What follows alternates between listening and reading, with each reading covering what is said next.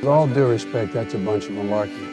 This is a bunch of stuff, deal. What does that mean, a bunch of stuff? Well, it means it's simply inaccurate. It's Irish. It's Irish. It is. We Irish call it malarkey. Thanks for the translation. No, we Irish call it malarkey. You know what this is? Yeah, and I reserve this word for those rare instances when it's truly deserved. This is malarkey. That's a bunch of malarkey.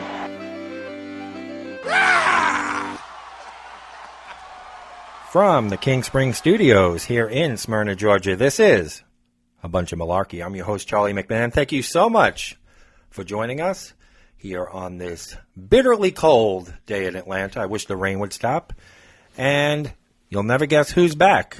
Who is Johnny? Johnny B is back. Welcome back, Johnny. Well, thank you so much. Good to be here. A little grand introduction for you.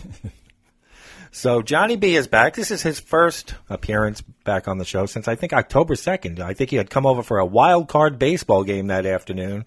And that's how long ago. That's how fast time goes, John. That's about right. I think you hit it. Can you believe that Christmas is 2 weeks away? It seems like we just had summer, doesn't it? It seems like we've had no fall. It's kind of went hot to cold. It did. I mean, and I'm sure people all over the country, not just here in the South, are experiencing the same thing. So we're in the grips of 3 days of very cold rain. I mean, we didn't get the snow that like South Carolina, North Carolina, Virginia got, but it's just a pain in the ass. And again, I don't want 90 degrees, but I don't mind a little cold before Christmas, but I wish the sun would come out. Yeah, the overcast it's kind of like a lid on the city. Yeah, exactly. So people asked this morning on the video why I'm wearing an Atlanta cap today and not my usual New York, representing New York. And that's because the city of Atlanta won its first pro sports championship since 1995, and it's only its second overall, and that was in professional soccer on Saturday night. So I figured I'd give a little shout out to Atlanta because we may never see another championship here, and I'm not really a soccer fan. You like soccer, John? No, I don't follow it at all. But pretty boring, right? But my grandchildren devour it. Playing or watching? Playing and watching. Oh, okay. As a matter of fact, my grandchildren, I think, are indicative of what's going to come down in the future. When they become adults, they're going to be watching soccer and not football and baseball and stuff like that because they're, I mean, when you and I were growing up, we had baseball figures pinned up on our walls. Yep. They have soccer figures, and they watch it internationally. I just hope they're not going to become hipsters. So we're coming off another weekend. We had quite a little holiday party here. Now, Johnny B here, I'm glad you're not sick of me, John. We hung out Wednesday night. You were over we had a little shindig on Saturday night, and you're back here again. So I'm glad you aren't sick of Charlie just yet. Well, it's like coming to see Mr. Christmas. Mr. Christmas.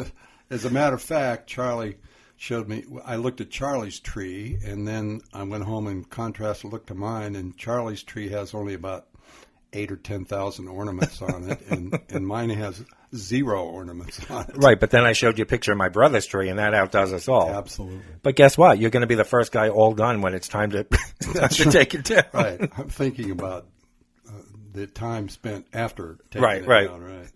So, yeah, we came off a nice weekend, a nice little holiday party, and now it's just the two. I can't believe, like I was saying the day after Thanksgiving, man, we got an extra week this year. We got 5 weeks until Christmas. It's usually 4. And I'm looking at the calendar this morning, and I'm like, 2 weeks until Christmas. This is crazy. So we really have to, folks, it goes by so quickly. Next 2 weeks, soak it all in, enjoy it, finish your preparations because it goes by so fast. And before you know it, it'll be a new year, and we'll be making those dreaded resolutions. Right, John? Right. And Charlie will still be taking down his ornaments. Yeah, it'll be Martin Luther King Day. I'll still be taking down the tree. So, folks, let's go right into our Mutant of the Week, and that's everybody's favorite segment. Mutant of the Week. Now, they say every vote counts, and I've said it before on here, and it does. And there won't be a recall. There's no voter fraud. Last week's winner won by 1 vote. So we're not doing a recount. We're not calling in the Secretary of State. The Dollar General gasher, the woman who farted online at the Dollar General and then pulled a knife on someone who called her out, won by 1 vote over the pissing photographer the photographer who had sex with a guest, and then she decided to piss on a tree. So the Dollar General gasser is our winner, 53 to 47%, 1 vote differential. And we also had another poll last week. And, John, where do you stand on this, on the Baby It's Cold Outside controversy? Do you think it's a rapey song? You know, my problem with it is I really don't listen to the words of songs. You just hum along? I just hum along. And so, I mean, and I kind of agree with the people that, that say, well, if you don't like the song, change the station. I agree with that. So we took a poll last week. I don't know if you saw it, but I asked my listeners, and in a margin of 75% to 25%, people said there's nothing wrong with the song, that the radio station should keep playing it, and that's kind of where I stand on it. And again, if it strikes a nerve with someone that's maybe gone through a traumatic experience, I do sympathize, but, there's a dial on the radio and you can change it. 75%. And I've seen polls where 90 to 10% are in favor of the song. Unfortunately, it's not offending the vast majority of the population. So I think that the radio station should keep running with it. Right. And I think this day and age, people listen to political commentary that they can agree with or disagree with. And they must get used to saying, well, I'll change the station if it's one I don't want to listen to. Well, I think that brings up a good point, John. But I think we're so in our own bubble now. Like people who are liberal watch MSNBC or possibly CNN.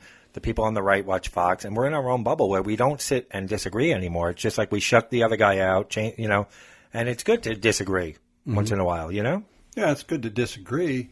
It's just that on something like I said, like a song, I just don't. Doesn't touch my hot button. Right. It doesn't. It's just, somebody. It doesn't fan the flames. Right. I'm not willing to go out and march on it. So you ready to hear the mutant nominees for this week, John? Oh yeah. Our first mutant comes out of Visalia, California. It's a high school teacher in Central California was arrested on suspicion of felony child endangerment after forcibly cutting the hair of one of her students while singing the national anthem, authorities said. And I heard it was a bungled version of the national anthem. Margaret Geisinger was arrested last Wednesday after videos posted to social media showed a student at University Preparatory High in the city of Visalia sitting in a chair at the front of the classroom as the teacher cut his hair. The video showed the 52-year-old science teacher belting out the Star-Spangled Banner while cutting chunks of the boy's hair and tossing it behind her. After cutting the boy's hair, Geisinger grabbed at a girl's hair before the students made a run for it out of the classroom. The video shows it was like a mad panic. So that's our first. I don't know the real details. They didn't really drill down on it. So she was apparently singing the Star-Spangled Banner and cutting the hair of a student and then trying to get at another one. I don't know if she was drunk. Are we to assume that she was cutting the hair of the student without the student's permission? That's what I think. But why would she set up a chair? Like, what was, there's a lot of unanswered questions here. Okay. So we can assume that the child didn't want its hair cut. Yeah, I wouldn't think, and especially chunks. Then she's throwing it on the floor and singing the Star-Spangled Banner. And I heard it was like an incoherent version of the song. And how old was the? What, first grade? No, this is high school. High school. He was like 17, I think, the kid. So she got fired. She's in all kinds of trouble. So the haircutting teacher will come up with a funnier name for the poll. I'm surprised she didn't get beat up. Yeah, exactly. I mean, a 17-year-old kid might have a real especially attachment to his hair. Yeah. So our second mutant, I've never read a story like this, and I have a feeling where the poll is going this week, but I don't want to sway the vote at all. A 46-year-old mother of two, named Helen Cox from Scotland, this goes all the way to Scotland, decided to shop online for a fancy dress costume for her son Alfie's nativity play. So the kid was in a nativity play, so she needed to go online and buy this kid a costume. She saw a shepherd costume advertised on Amazon for $16.99. She was even more delighted when she realized the product came with its own blow-up sheep to complete the look. However, when Alfie returned home from school telling his mom a teacher told him to take the sheep home, Helen was puzzled. Her confusion only grew when, upon blowing up the sheep, she found it had red lips, eyelashes, and best of all, a huge hole in its ass. During some research, Helen found out that the same sheep advertised on Amazon as a naughty, inflatable sheep doll with backdoor pleasure hole was a perfect gag gift.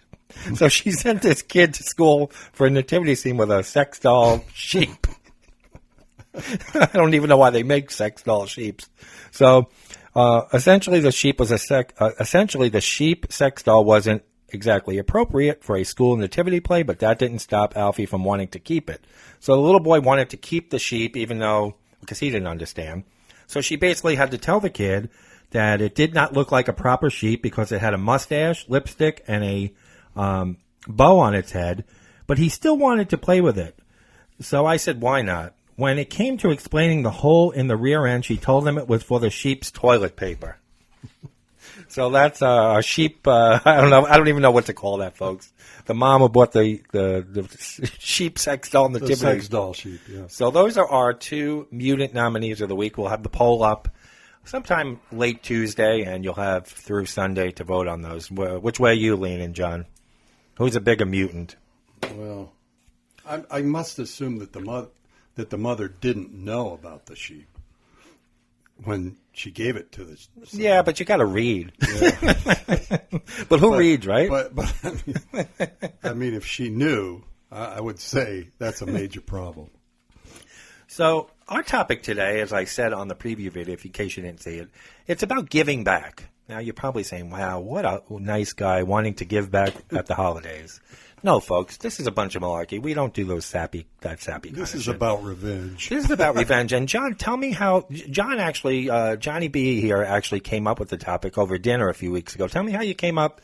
This was Johnny's idea of a topic. How did you come up with this idea? What fascinated you about this? Well, as you know, I've practiced law for numerous years, right? And I'd go in and out of courthouses. And when I was reading your book about your parking lot experience by the courthouse, right?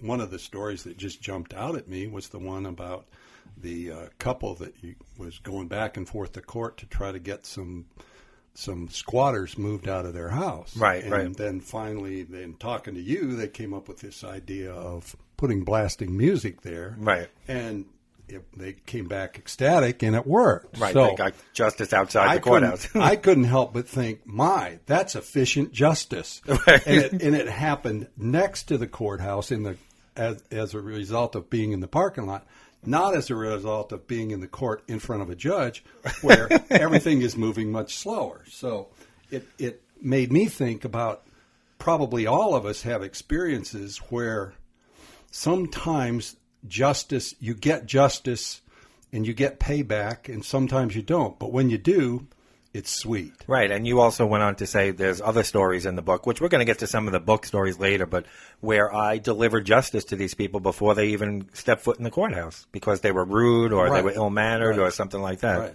And I think it's your New York background that makes you want to become very comfortable with the idea of payback. Well, that segues in perfectly, John, because the origins of me wanting to pay back. Now, if it's little petty stuff, obviously on the roads, we did a whole show, me and you. I think that was the last show you were here for, that we did about road rage. And, nowadays you can't really go back at people on the road because you fear for your life, and you got to let certain things go. But there are big things in life where I feel the need to get even, and that dates back to how I grew up. Now, my dad was more of a quiet guy, but he had a very subtle way of getting even with people. He used to tell us a story about his nephew that would come in late at night.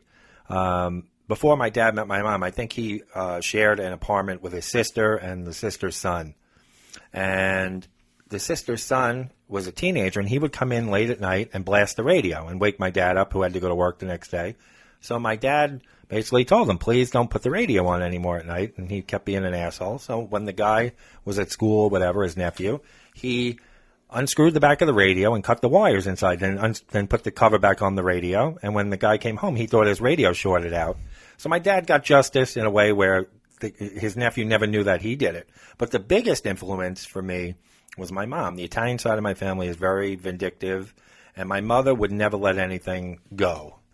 She had to have the last word, had to have the final say, would, get in an argument with neighbors over her loud music and then put her vacuum cleaner on at like 5 a.m. next to the window and just let it run for an hour, things like that. So that's kind of where I get it from. My grandfather, too, on the Italian side would try to get even with neighbors. And so that's where I really get it from. And that's why but I pick my battles. My mother and my grandfather kind of went after everybody. I kind of try to pick my battles, And I guess my first experience with getting even on my own. Now, I have a friend, Will, who listens to this podcast every week and makes a lot of comments on the Libsyn site, which hosts it, and I love his comments, and it brings back a lot of memories. Now, we did this together, I believe. I don't know if he came up with the idea or I did, but I remember doing it. I had a paper route, and it wasn't my own route. I used to do it from September through December for a kid that I was friends with who was on the football team, and that was the football season. So he couldn't do the paper route after school because he had football practice. So I took over his route, and Christmas time came. Now, you're a paper boy. You're only making like $1 per house tip a week. So if you had 30 houses, you were putting 30 in your pocket. The newspaper didn't really pay you. So Christmas time came, and the guy who had the route, my friend Billy, whose route I was doing, his customers, he told me I could keep the tips since I did the Christmas tips since I was doing it during the Christmas season. So there were a few houses that gave $10 or $20, and then there were 4 or 5 houses that gave no tip whatsoever at Christmas time. Now, how do you do that to a kid, stiff a kid? So I was pissed off, and then my friend and I, Will, was sitting around talking about it one day, and a couple of people on his route didn't tip him either. So we decided after Christmas to go around when people put out their, the real trees that they dispose of at the curb. We decided to round a few of those trees up and hand deliver them to the houses of people that didn't tip us, but not just knocking on the door and leaving them there. We would open up their front storm door and then lean it up against their wood interior door. So when the people opened the door in the morning, the tree would fall and hit them in the face. So that was kind of like my first experience with payback as, I don't know, maybe 15 years old. Did you ever get to watch it? No, back then, you just went on your way. But nowadays, yeah, I would have sat in the bushes with my cell phone and videotaped it. But we figured everybody went out their front door that they were going to get hit unless they saw it out their window first. Yeah. It's kind of like when we were kids and at Halloween, if somebody didn't give candy, some kids would go and they would pick up dog shit and put it in a bag and light it on the front porch so the person would come out and stomp it out. So you got to be a miserable prick to not give your paper carrier, a 15-year-old kid, a Christmas tip. You got to be one miserable prick, Yeah. So what type of payback story do you have? Have you ever delivered instant karma? There was a song. Do you remember Instant Karma, John? No, I don't. It was a song in 1970 by John Lennon, and that ties into what John's going to talk about. Instant karma is going to get you, going to knock you right on the head. You better get yourself together, or pretty soon you're going to be dead. Instant karma is going to get you, going to look you right in the face. Better get yourself together, darling, and join the human race. So instant karma is what we're talking about. John, what instant karma story do you have? Well, mine goes back to when I was really a little kid. And when you're a little kid and somebody hurts your feelings or they embarrass you, sure, you really want to get back at them quickly. But most of the time you find yourself kind of disappointed that it doesn't work out that way. Sure. Mm-hmm. Well, when I was a kid, I used to love to play ball, baseball and softball. But because I grew up in a small town and my dad didn't want me to play organized baseball, so because he thought it would take too much time when we wanted to go out of town. Of course, we never went on trips. So. But join the club. I'm still waiting for those trips. Vacation. Right. But anyway, so as a result, I played sandlot ball with the kids around, but we typically used a softball because many kids were of different size and age, right, and we had broken bats and stuff. So I learned to play with a softball. Sure. And I could play and catch, but when I finally got my dad around and I convinced him to let me go out for Little League, I was like 11, so I hadn't played before. And so when I went out for Little League, I could catch, I could throw, but I couldn't hit. I couldn't hit. You were a defensive specialist. I couldn't hit the fastball because right, it just was all over me. And I got picked on this team, and the coach of the team had a son on the team. And the coach and the son, who was my age, used to make fun of me. Oh, boy. And they made fun of me all season. And I would be the only kid who would come back from a game with his suit completely clean. Because, Right. of course, I never got in the game. Right. And they would make fun that I had the lowest batting average in the league. Oh, shit. And my friends would make fun of me, and I was small. So when I stood up there to bat, it looked kind of silly. Mm-hmm. Well, and it really hurt my feelings and really pissed me off. Well, down the road, when I got to be about, I think it was in 10th grade, I had grown about 10 inches in a year. Oh, boy. So here I am in 10th grade, and this boy who was on the Little League team and his dad, who was the coach, were good friends with the football coach. And the boy's older brother was a phenomenal football player from our team. And the coach and that boy's dad thought this boy would follow suit and be good. Right. And they had me playing in practice. They had me playing defensive safety because I had grown and I was big and I was pretty strong. And so one day they have that boy running with the offense, and the line opens up and he comes running straight through, and he's running right at me. And I think it was like 5 or 6 years of Built up. being pissed off, built up. And I ran at him, and I hit him so hard he didn't even get up. Wow. And then he quit. And his dad and everybody was just so disappointed that he wasn't willing to play football like his older brother. And I thought, God, that's great payback. Right. But it even gets worse. It even gets better. Yeah, better, not worse. This is when I decided there really is a God.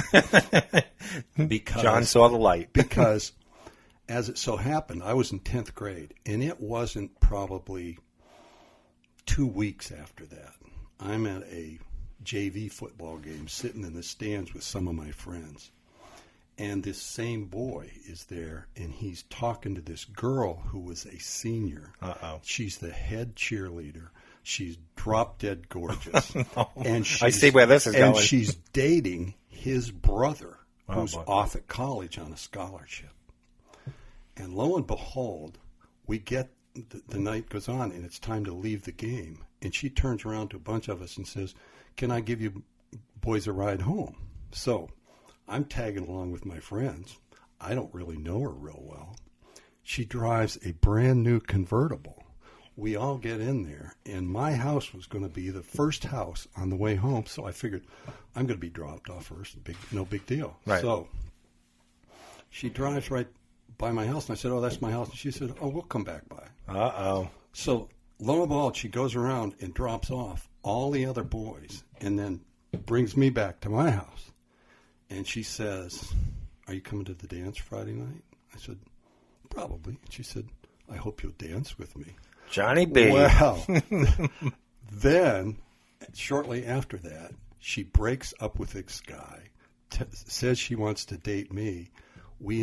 She ended up asking me to go be her date for the senior prom because I'm only a sophomore. Oh, my God. She's in the court, and so they publish her picture in the paper with me standing beside her, and this whole family is going crazy. Right. Because You got him twice. I'd stolen his girlfriend. So, That is ultimate payback. oh man, that's good enough for a long time, right there. Yeah, you gave pretty much that. They're probably still talking about that. That's why I'm not mentioning names. Yeah, exactly. So, see, I never did anything like direct like that, but there was a ball player named Albert Bell. He played for the Cleveland Indians. Oh yeah, I remember him. He played for the Chicago White Sox and the Baltimore Orioles. He was a miserable son of a bitch. He was He was always getting suspended. He was a jerk.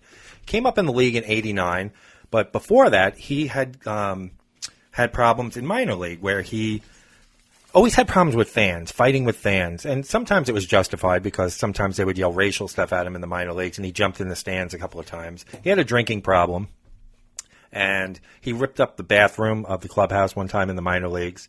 So he came up to the Cleveland Indians in '89-'90. His first full season was in '91, playing left field for the Cleveland Indians. Good hitter, but just a miserable prick this guy was. So a month into the season, in May of '91, he has an altercation with a fan in Cleveland because word got around that this guy had a drinking problem. Albert Bell had a drinking problem. So a fan yells out of the left field stands in Cleveland in his home stadium, "Hey, Albert, you want to come to a keg party?" So Albert Bell didn't take liking to this, took a baseball and threw it and hit the guy square in the chest, and he got suspended for 6 games. It was a big controversy. Now, I was a big baseball fan. I still am. I saw that he got suspended, and I think he got sent to the minors for a week after that, and then they brought him back up.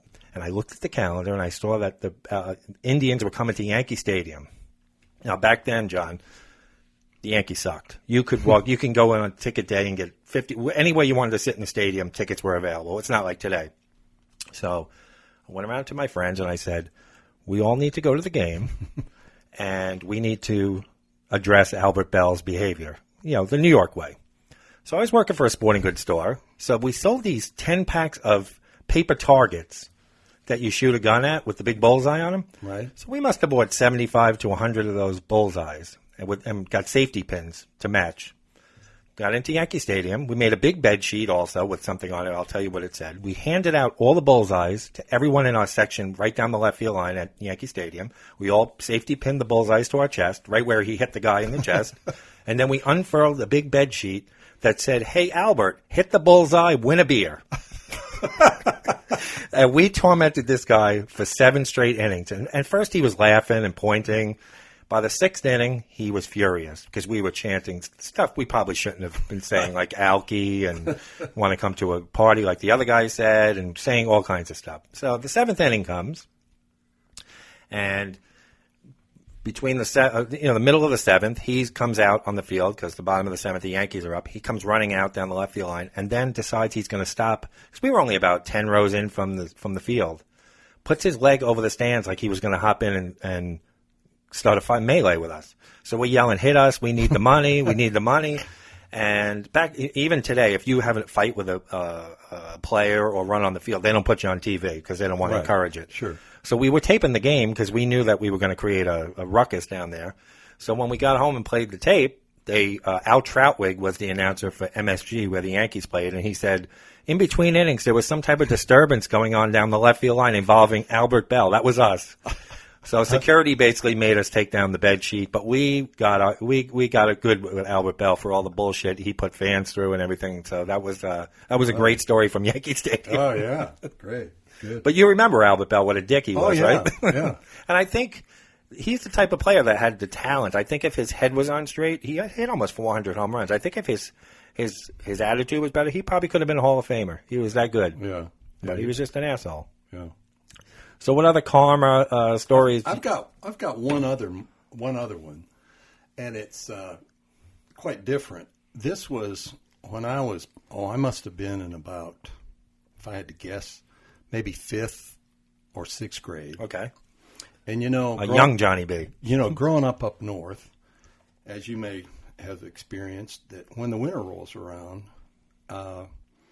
you're accepted if you got a good arm in the summer, and you're accepted in the winter if you got a good arm because it's snowball time. Oh, yeah. And you need to be able to protect yourself from a very young age with snowballs. Right.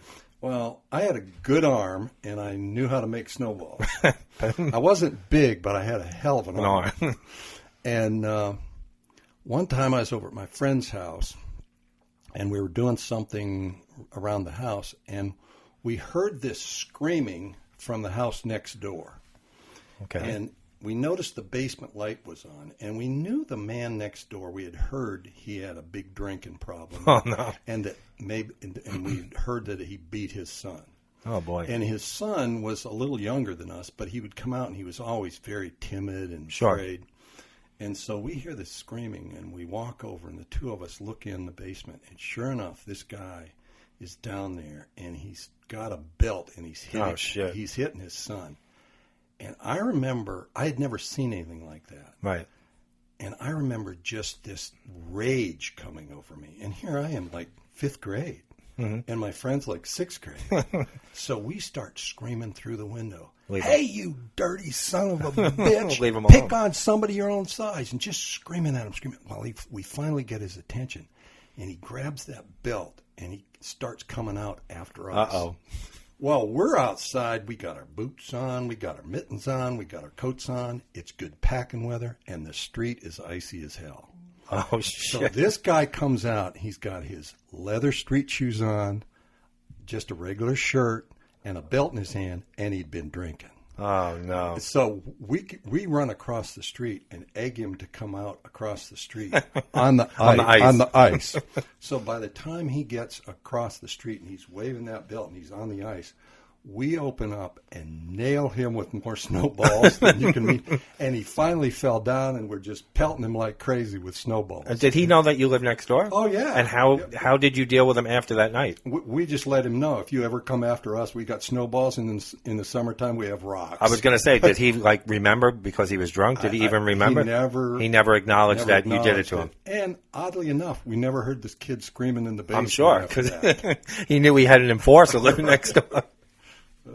I worked, as you know, I spoke about this job a lot, at a Caldor. It was like a cross between a Walmart and a Target. And I told the story about where the guy shit in the box in the back room and all the crazy stuff that used to people crapping in kiddie pools. It was a shit show there. So I was a manager there. I was in charge of like 8 or 10 departments. Excuse me, folks. And I also had keys to the store where I would open and close the store. So I was a regular, like an assistant manager of the store. Now, we had a break room like any other store in the back. It had a refrigerator, a microwave, a bunch of chairs where the employees used to take their breaks. So it must have been the summer of '95.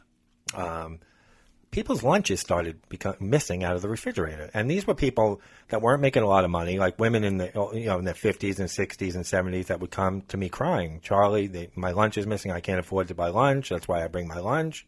And crying every day that their lunches were missing. And it was always like a meat product. They would, if it was a turkey sandwich or a hamburger. One time, a woman even brought leftover rice from dinner and a leftover piece of a steak on the bone.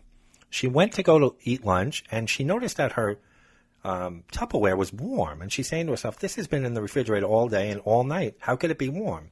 Whoever was stealing the lunches actually microwaved her steak and rice, ate the meat off the bone, and left the bone on top of the rice, put it back in the refrigerator. So now this was getting out of hand. Every day, people's lunches were missing, and I had to deal with this shit. I said, I'm gonna take care of this. I went home. Cat food. Oh, better. Oh. I went home that night. On the way home, I stopped and got some ground beef, a bag of jalapeno peppers, a couple of jars of hot sauce, every fucking hot sauce you could think of. It could have taken paint off the walls, this concoction I made. I got home. I put out the ground meat. I took all the seeds out of the jalapenos and put it in the meat mixture. Tons of hot sauce, you name it. Every hot thing you could think of in that aisle. And I made burgers. And I cooked them, I put them on buns, and then I put them in like a Tupperware, and we put them in the refrigerator. And then we waited. About 3 o'clock that afternoon, we hear screaming coming from the break room. And it was the janitor. Oh. The custodian there took a bite of that hamburger and didn't know it fucking hit him. He was like, couldn't breathe. Oh, sure. And I almost got in big trouble for doing it, but we ended up catching the guy. He ended up getting fired for stealing lunches, but human resources didn't take kindly to my approach. But I said it had to stop. Oh. So this guy bit off more than he could chew. Right. The human resources should have said, well, God bless you, it worked. Right. We know who did it. Yeah, because I don't think at that time, I don't know what the rules on that, but I don't think we were able to put a camera in the break room. There were certain parts of the store that, obviously the bathrooms, or we would have saw Mary Ann with her ass in the hand blower, but we would have, we weren't allowed to put cameras. So that wasn't an option to put a camera facing the refrigerator. So I just took justice into my own hands. He's the author of his own misfortune. Yeah, Absolutely. so it was easy to find the guy who did it, because I don't know how the hell hot this could have been. Yeah. But I must have taken 10 jalapenos, all the seeds of it, and put it in that ground beef with every Tabasco, every type of hot sauce you can think of, and sent them a lesson. I had a kind of experience like that when I was with a buddy in college, and we were up spending the summer on Cape Cod, and we had first gotten up there and looking around for jobs, and this woman who ran a little boarding house hired us she wanted her place really clean, so we spent days cleaning her place, and I can't remember what the exact circumstance was, but she got real bitchy and decided she wasn't going to pay us. Oh, no. And we had stayed in one of the rooms, and my friend and I were just really pissed. Yeah, I don't blame him. She's coming up with some lame excuse, and we'd been out scouring stuff and everything. So my friend goes, I think I know what we ought to do. And I said, what's that? So he takes a 5-pound can of tuna fish, Right. opened it up, and started stuffing it in the cracks in the floor. Oh, you'll never get that smell out. I'll And this bet is the summer, right? Yeah. And so we figured by about August she was going to have a real problem renting out Man, those rooms. you're not kidding. Yeah. It was the liquid from the tuna fish or the actual tuna fish Oh, the itself? actual tuna fish. Oh, man. Yeah, that probably still smells. He's still proud of that. He still talks about it. Now, you alluded earlier to, in case you haven't read the book, folks, A Whole Lot of Shenanigans, it's my book about working at the parking lot for 2 years that was outside of a courthouse. Now, John alluded to a story that took place there, but the actual beginnings of it took place back in 2003. I was renting a house in Long Beach, which is a seaside community in New York, right on the ocean. And I was living in this, renting like a bottom floor of an entire house. It was like 3 bedrooms, a really nice place. And about a year in, they came with bulldozers and tore down the house next door to me to its foundation. They just demolished it. Now, I didn't know, I think the people living there, the parents passed away and the kids wanted to rebuild the house, which is fine. They're entitled to do that. But the town ordinance stated that you can only work between, I think at the time it was 8 a.m. and 6 p.m., but sure as shit, 6 o'clock in the morning, trucks would roll up every day, loud noises, jackhammering, hammering, and my bedroom window was right there, and I was getting pissed. I had to go to work, and they would come on weekends, which they weren't supposed to. So I just said, I called the city a couple of times and complained, and now, I had to go to work, so I don't know if the city ever visited them and said, hey, listen, you got to work between the right hours, but this continued on. Then one Saturday morning, I'm awoken out of bed around 6 in the morning by a guy pounding on my front door. I answer the door, and he says to me, unless you want cement dumped on your car, you better move your cars out of the driveway. So I said, sir, there's a way to come over here and ask. If you need access to my driveway to pour cement, just say, hi, sir, excuse me, could you please move your vehicles? So he mumbles something under his breath and goes back to the work site, and I, half asleep, move the 2 cars out of the driveway. And as I'm coming up the driveway, I hear him say something to the other workers, and they all start laughing at me.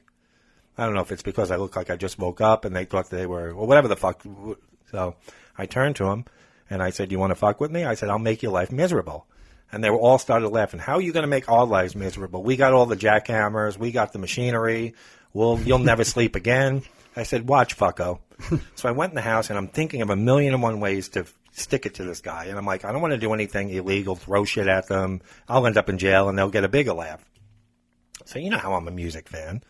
I've always had state-of-the-art stereos that could blow the roof off the place. I decided to put my 4 speakers out the window facing the work site, which was only about 20 feet from where they were working. The houses are very close to each other in Long Beach. And this is middle of July now, 90 degrees out, and I decided to put the Chipmunks Hula Hoop Christmas song on loop for the entire day at full volume. At first, they started laughing. They thought it was funny. An hour or 2 in, you see them starting to get frustrated. By 1 o'clock in the afternoon, I was breaking them because this is shit that we do. The military does to smoke people out of buildings. It's like, I forget what they call it. Were you home or did you leave? No, I was home because it was a Saturday, so I just wanted to see how it played out. But it didn't drive you crazy? No, because I put it in my bedroom and shut the door, and then the rest of the house, So by 1 o'clock, 1:30, they packed up their shit frantically and left like they couldn't. Now, I didn't know if they were just scheduled to work till 1 that day or if my music did it, so I said I'll have to wait till Monday to see what happens. Monday morning, they didn't show up at 6 in the morning, didn't show up at 7 in the morning. 8 a.m., they pulled up at the time they were supposed to. I left for work about 8:15. As I'm coming out of the driveway, the asshole who I had the confrontation with on that Saturday came up to me and apologized and said that they would start working within the hours, and I never had a problem with them again. So how did I apply that story to the parking lot? I had a couple come to me one day and said that they had squatters living in their house. It's a house that they used to live in, but then they started renting it out and moved into a bigger house. And they were in between tenants there, and someone got wind that the house was vacant and put an ad on Craigslist that they were the owner and they were going to rent the house out. Now, somebody got wind of this and didn't even go through answer the Craigslist ad. They just knew the house was vacant, and a family, 2 adults, I think 3 adults and 3 children, moved into the house. I don't know how they got in, broke in, and started living there.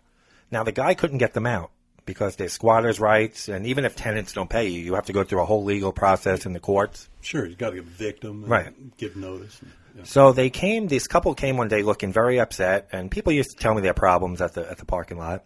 And they said, you wouldn't believe what we're going through. I said, and they seemed like nice people. I said, what's the matter? And they told me the story about squatters living in their apartment, and it was going to cost them a fortune in missed work and legal fees. And I said, you look like nice people. And they said, okay. I said, I might have a solution for you. And they're like, do you know a lawyer that specializes in this, or have you been through this? I said, no. We're going to circumvent the law here. And I told them the story about how I smoked the workmen out with the Chipmunk song. And they looked puzzled and said, how does this apply to us? And I said, well, you have outdoor outlets at the house, right? Yeah. I said, do you have access to, like, DJ equipment? And they looked, no, they were an older couple. They said, no. And then the wife says, yeah, their friend's son is a DJ. I said, could you get hold of that equipment? Yeah, I think we could. They're like, well, we don't want to piss the neighbors off. I'm like, well, you lived there for a while, didn't you? You said you lived there? Yeah. Go around to the neighbors, tell them what you're going to do. I'm sure they'll be happy that the squatters are out. Sure. So I didn't think they were going to do it. They said, thank you for the advice. I told them the Chipmunks work, great song to smoke them out with, go there late at night. Didn't think they were going to do it. About a month passes, and the guy of the couple pulls up, all happy to see me. And I said, hey, how you doing? He goes, no, he said to me, how are you doing? And I said, no, the bigger question is, how are you doing? And he says, it worked. And I said, what worked? He says, remember you told us to put the music on? They had the friend's son come with the DJ equipment from 10 at night till about 1 in the morning, blasting the Macarena and the Chipmunks with DJ speakers out on the patio, and laser light show through their window, and it drove these squatters right out of the house because it was like sleep deprivation. So the guy says, I can't thank you enough. Let me buy you lunch. Let me do. The guy was like ecstatic that he didn't have to go through the legal channels. Yeah. What's great is they came to court to get justice. They didn't realize they were going to get it in the parking lot. Exactly. So this is what you have to do, folks. I mean, sometimes you can't go through the legal channels. I'm not telling you to break the law or do anything stupid, but there are ways within the confines of the law to get away with stuff and to get justice. Well, that makes me think of when you're practicing law, you have to do these continuing legal education things. And right. One of the best ones I ever went to was put on by a man who was a sociologist, and he had done all this study about negotiating and dealing with people. And he basically said, I'm going to tell you how simple it is. Right. There's 2 kinds of people in the world. Right. And you need to understand that if you're going to negotiate anything. And think about it. We negotiate stuff every time we interact with somebody. And I'm perked up like, what do you mean there's 2 kinds of people in the world? And he points out, he says, there's 2 kinds of people in the world. There's the person that wakes up in the morning and smells the air and says, I'll do my part. Other people can do their part. I'll get along. I'll be fair. And I just want people to be fair with me. He said, I call those cooperatives. And he said, and then the other people are people that wake up in the morning and they think it's dog eat dog out there. It's me against the world. It's eat or be eaten. Right. And he said, I call those the aggressives. And he said, it's just the way you're born. He said, like, for example, one of my daughters is a cooperative and one of my daughters is an aggressive. And he said, what I've learned about negotiating is this.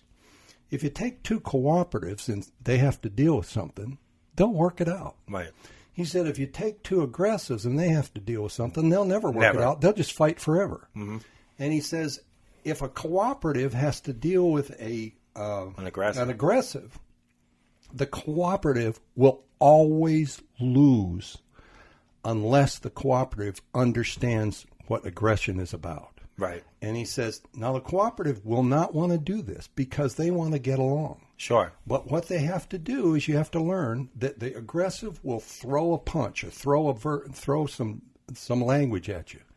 You have to address it. You have to throw a punch back and then back off. If they ever think you won't throw a punch back, if they ever think you won't engage in payback, they'll never stop. And I thought, gee, here's a guy who's analyzed the entire study of negotiations and basically come down to what we're talking about today, and that is you have to use payback in negotiations or you'll get trampled. Oh, of course. Of course. And payback at the parking lot was easy for me because, as I've stated on this podcast and in the book, I didn't answer to anybody. I kind of ran the show. The owners didn't want to deal with anything that had to do with their own business because they were tied up with other things, and they didn't want to hear customer complaints. So I was on the front lines every day, folks. If you read the book, you know what I'm talking about. If you haven't, pick up a whole lot of shenanigans on eBay or Amazon. It's a good read. It's funny. It's real reality, not this made-up shit you see on TV. So I had to deal with everything, and they didn't want phone calls, because there was no call. We were a parking lot. So people, when they see a guy like me working at a parking lot, they don't know my background and what I've done. They think I'm some minimum wage guy sitting in a shack manning a parking lot. So my word was never good enough for them. If I told them it was $5 to park there and they didn't want to pay $5, let me speak to someone. If I told them they couldn't go in and out using the same ticket, they'd have to pay again if they came back in. I want to speak to someone higher than you. So it was a constant, and there was nobody higher. I couldn't give out the owner's cell phone. So every day they couldn't believe that I was the final say. So one day it dawned on me, after the owners put Wi-Fi in my little booth or shack, whatever you call it, they not only put Wi-Fi, but they got a deal on a triple play, which is Wi-Fi, a landline, and TV, which we weren't going to use anything but the Wi-Fi. But then it dawned on me, if I bought a phone, a regular cordless phone, and plugged it into that landline, and I knew the phone number, I could give that out as the corporate office, and I could have these people call me, and I would field the calls where they would think that they were speaking to some type of corporate office. So there was several instances where people got pissed off for whatever reason, wanted to speak to the corporate office, and this one particular woman gave me a hard time one morning. She came up and she was bullshitting on the phone, and I told her, you cannot be on your cell phone. You're tying up the line. Step aside if you don't have your money and all your shit ready, and then let the other people go, and then you can get back in line. Who do you think you're talking to? You don't pay my bill. Give me the number of the corporate office. So I give her the number of the fake corporate office, and about an hour passes, and she calls that number. And I answered very generically that this was the corporate office. And she had the name Haywood Jablomi, I gave her. That's an old radio and gag line she didn't get. So she was asking for Haywood Jablomi. So I pretended I was the owner, and she lodged a complaint against me, saying I was rude to her and she wanted to get me fired. So I remembered what she was wearing that day. So I said, ma'am, could you hold a minute? She says, yeah, what do I need to hold for? I said, I just want to look into something. I put her on hold for 30 seconds, got back on, and said, I'm reviewing the security tapes. Now, I had fake cameras on top of the booth. They weren't even working. But she didn't know that. So I said, are you wearing a black pants, a white blouse, carrying a beige purse? I described it to a T. She says, yeah, that's me. I go, ma'am, you were the asshole this morning. You started the whole thing. And she was like, what did you call me? I said, I'm looking at the tape, and you came up with an attitude, started cursing. You're the asshole. And we had a few exchanges, and then I hung up on her. So, I loved delivering justice like that, where she thought she was going to get someone fired because she thought she was better, and I ended up turning the tables on these people. That's great. Great. And we all know the interview story. Remember when the lady pulled up and was a nasty bitch, and I overheard her. She was very nasty to me. It was raining. She wanted me to come out in the rain and serve her at the car, which we didn't do. And she was stupid enough to mention on the phone to someone she was talking to that she had an interview in the courts that day. And I overheard the whole thing, who she was interviewing with, what time. I wrote this all down. I had her name off the credit card slip. So when she walked away, I called the person she was interviewing with inside the courts and said, are you interviewing with Lisa Smith today? And this woman, Mrs. Jones, said, I can't give out that information. I said, well, if you are, I'm going to tell you, this woman's a bitch. She's a troublemaker. She doesn't know how to deal with people. And I basically ruined this woman's interview because she came out about 20 minutes later yelling on the phone, if they had the position filled, why didn't they tell me? So basically I ruined this. I sabotaged this woman's interview for her being an asshole. So it's all things you could do, folks. Like I said, don't do anything illegal, but what type of person are you, folks? And tell us in the comments. Are you the type that lets stuff like this go, or do you feel like you have to get even? Right. I guess, like you said, there's two types of people, John. Yeah. Now, in your everyday life now, I know you told some stories from when you were younger. Mm-hmm. Are you a person now at this stage of your life where you just let shit go? I try not to. I try to. I tend to be a cooperative. I just do. But I completely understand the importance of tit for tat. People need to know you have teeth and you bite and you bite back. And I think that's a very hard lesson for a lot of people to learn, because a lot of people want to make sense of it, and it's really doesn't make a lot of sense. It's just the way people are. Yeah, they only understand a growl or a bite. Right. You know. See, I think I'm a cooperative until someone pisses me off. I'll go out of my way for anybody, even if someone's mildly a dick to me, like at work or whatever. I would always try to give them the benefit of the doubt. They're coming here, they're upset. When someone crossed the line, I just change really quick. Well, and the other thing is, I think one of the things that you bring out in your book and you bring out personally is that you're very creative about payback. And I think a lot of people want to get payback, but they've never practiced it. Right. And they just get frustrated. And I think the lesson they can learn from somebody like you is take your time, figure it out, and then decide what you're going to do and do it. Right. You know, I mean, it's very creative, the idea of thinking, if I were working next door and operating a jackhammer and I was an asshole, what would really drive me crazy? Sure. The chipmunks. Right. Yeah. Well, I think some people don't, like if it's an initial thing where people don't have time to sit and plan, I think that's when people do things impulsively and get into trouble, where they cross the line of the law because the rage inside them, where they might throw a punch at somebody. But then you're making them win, folks. Yeah. You, like John says, you have to be creative with this. And there was a job I had, John, when my first job was at the sporting goods store. And then I got promoted and moved to another store, which was their flagship store. And I was working there about a year. I was a department manager. And there was this receiving manager that worked in the basement of the store in the warehouse. He ran the warehouse and the stock room and receiving. And he had the most odd setup, John. In the middle of the warehouse was his office, but it was just 4 walls. It was like an oversized cubicle. It had no roof to it. It was just 4 walls with a locked door that nobody could go in. And he used to mistreat this employee that he had. I think he was mentally challenged, this employee that he had. And everybody called him 4x4 because he was 4 feet tall and 4 feet wide, this kid. But he had he was slow. He had problems. But he used to abuse this guy down there.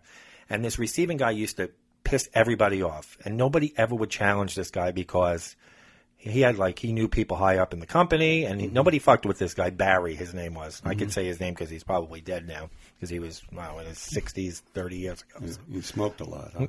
Yeah. So Barry was just an asshole. Nobody liked him. Everybody was afraid of him. People would just give in to him because they were afraid of him. So one day he pissed me off about something. I don't know what it was. He just rubbed me the wrong way. And this was on a Friday. So he only worked Monday through Friday. He didn't work the weekends like the rest of us because he only took in the shipments that came in during the week. So like I said, I was thinking of 101 ways to get even with this guy. And I was young still. I was 20 years old, so I wasn't as creative.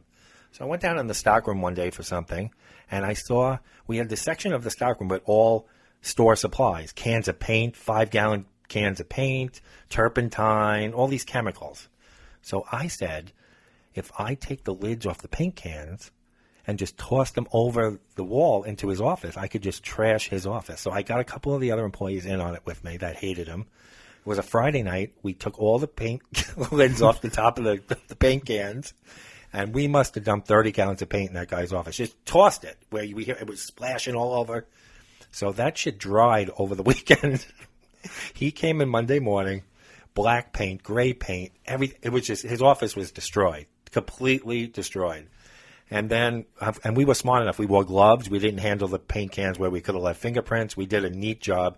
But I'll tell you, when I was hoisting one of those 5-gallon the paint, the thing leaned back and almost doused me, man. I came within inches of being doused with, karma almost got me. But we ended up getting away with it. But you were just saying to the audience, don't do anything illegal. Well, like I said, but it was impulsive because I was a kid. Sure. And the store chain is closed now, folks, so the statute of limitations they're closed. But I think the vast majority of it was 2 or 3 employees in on it with me, and I think the vast majority of the store knew who did it, and I think Barry even knew who did it. Yeah. And he was kind of nicer to me after that because I think he knew I'm the one who fucked him. Right. So could you imagine coming in after 3 days, 2.5 days, and that paint drying on him? I mean, it was his floor, his desk, his everything was just multicolored, dried paint. Yeah.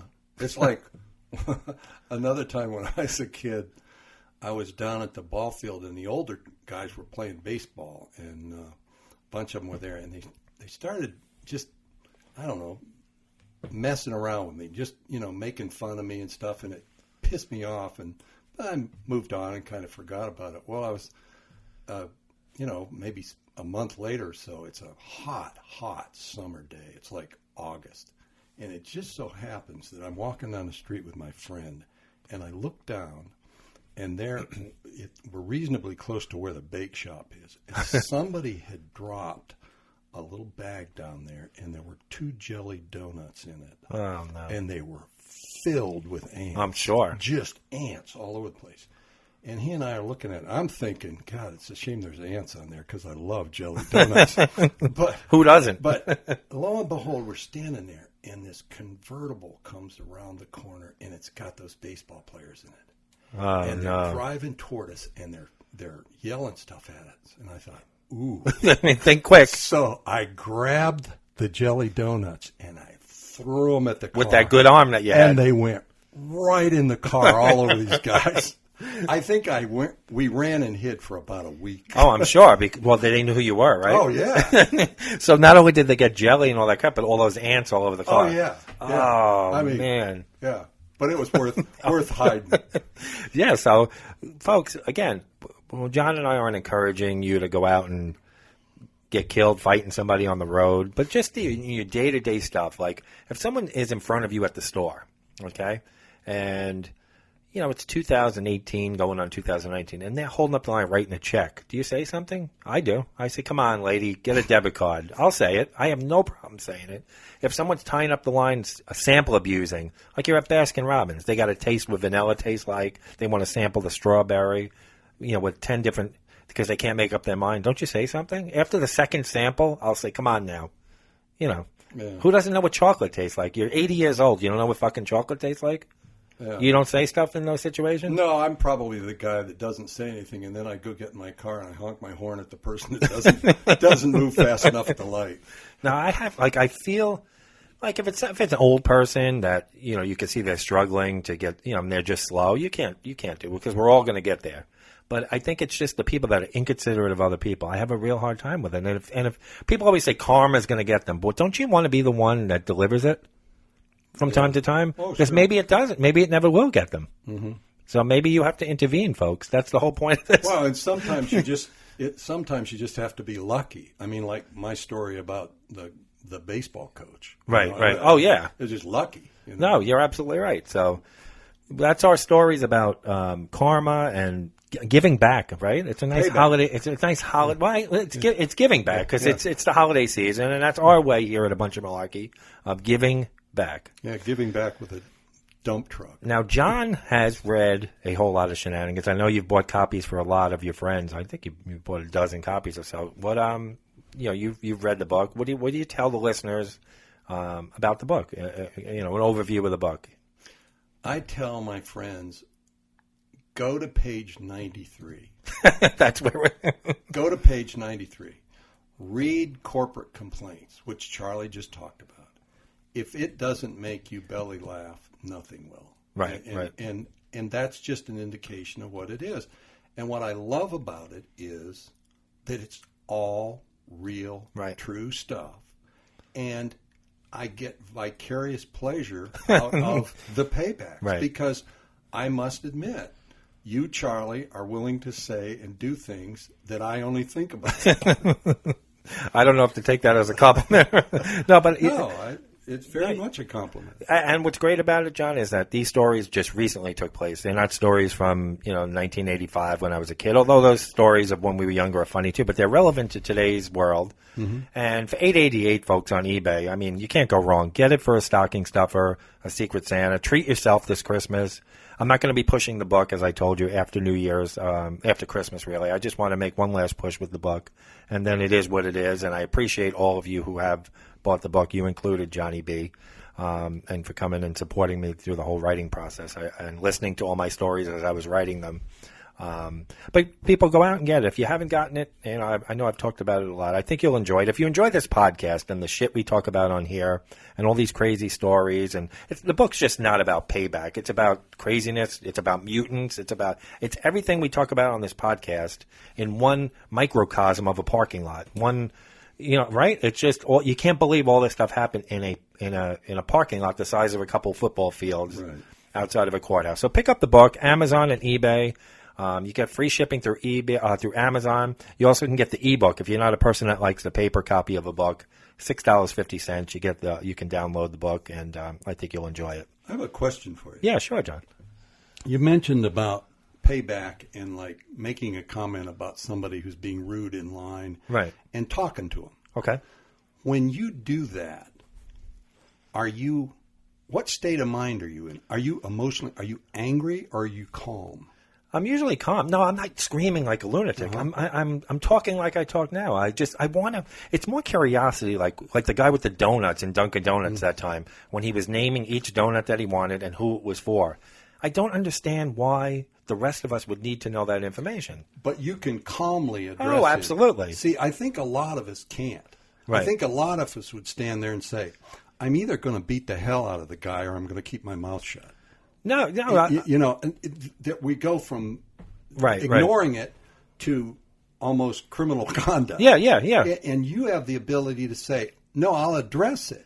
Right. But I'll remain calm. Yeah, I think that's the point of what we're talking about. Yeah, and even with the parking lot stories, John, there were only a few times that I lost my cool at the parking lot where I really lost my temper and yelled because somebody either got aggressive with me. Most of these stories, like you said, were thought out paybacks where I rationally thought about something and approached the person like I was very nice, and then when they turned their back, they got it, know? But yeah, I usually, in line at the store, I'm very calm about it. I'll just try to get to the bottom of why are you doing this? Why are you writing a check? Okay. I mean, the check serves as the same purpose as a debit card. The money comes out of your checking account. Why are you writing a check, signing it, not even having the check ready, digging through your purse while everybody's waiting? I want to know why you're doing that. It's more of a, and I've done that at the parking lot too, where somebody would litter on the ground, and when they would come up, I would say, "What's that you threw down there?" And they would explain. I'm like, "Can I just ask why you did that?" And then they would look at you like they couldn't believe that you were actually asking them. I just want to get into the psyche of somebody that does shit like this. Did you have any fear that you'd get in a fight with? Well, no, in there I had the booth to protect me. They would have to get in. But in the corporate office. Yeah. But in a checkout line, like I said, I'm not confrontational where I call somebody, you're an asshole. And I just ask. And if they get very irate, then I kind of back off a little bit, or I'll just say, listen, I was just asking, or...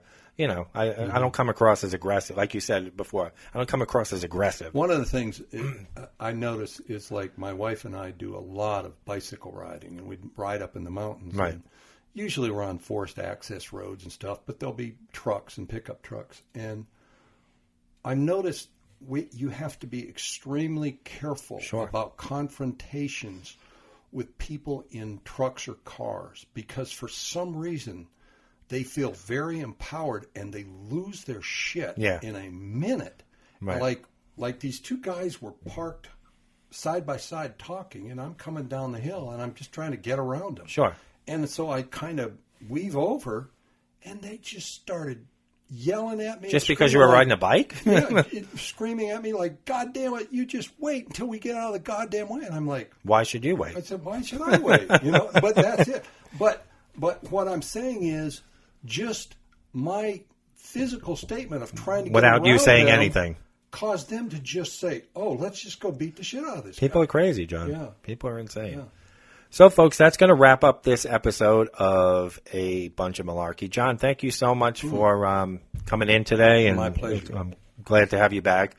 And, folks, we have one more episode, which will be next Tuesday, the 18th. And then we're going to take a 2-week break for the holidays, as I'm sure you're going to be with your family and friends and not have a whole load of time to be listening to the podcast. But we'll come back bigger and better than ever on the 8th of January. So we have one more episode after this, and that'll be next Tuesday, the 18th of December. So we hope that you are ready for your holidays coming up in just 2 weeks, very quickly. So, again, savor the next couple of weeks. Enjoy it. Watch those Christmas movies. Drink that eggnog. Enjoy that punch, whatever your holiday. Take your time putting your tree away. Yeah. Take your time putting the tree up and away or whatever. But we hope you enjoy the holidays. I'll be back next week. Thanks again, John, for coming in. We had a good time. And, folks, as I always say, even during the holiday season and even during the giving season, as we gave back today, beware. It's a shit show out there. Thanks so much for joining us, everyone. This has been a bunch of malarkey. Take care, everybody.